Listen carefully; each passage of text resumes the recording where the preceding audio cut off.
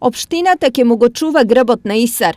Доколку најголемото јавно предпријатие во регионот не може, локалната самоуправа со буџетски средства ќе помага за враќање на долгот кон ЕБОР. Ова го предвидува буџетот за наредната година во кој покрај двата активни кредити на општината, оној кон Џајка за адаптација на филтер станицата и оној од Светска банка подигнат за изградба на платформи на Отиња, пари се планирани и за каматите кон ЕБОР. Во оваа година предвидуваме средства доколку дојде до плаќање на кредитот од Европска банка за развој, која е земена од јавното предпријатие ИСАР. Меѓутоа, за сега и во оваа година тие го сервисираат долгот, така да и во 2016 немавме исплата по овој основ.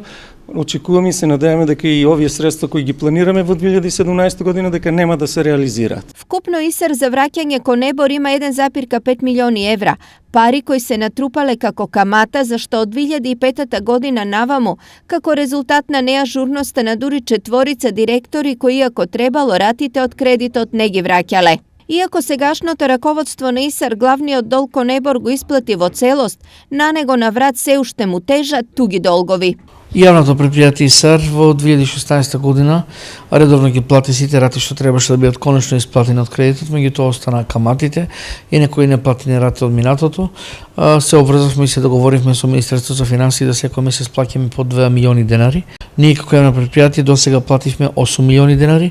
Се надевам дека и во иднина во 2017 година редовно ќе сервисираме овие рати. Сите планови предвидени по програма за да ги реализираме оваа година, да редовно да даваме плата, да плаќаме електричната енергија и да ги спроведеме сите проекти, се надевам дека овие 2 милиони денара месечно ќе ги плаќаме редовно. Инаку кредитот од Европската банка за обнова и развој во висина од 2,5 милиони евра, Штипски ИСАР го извади уште во 2002 година. Кредитот имаше грејс период од 3 години, што значи дека со негово враќање требало да се започне во 2005-та, но тоа не се случило.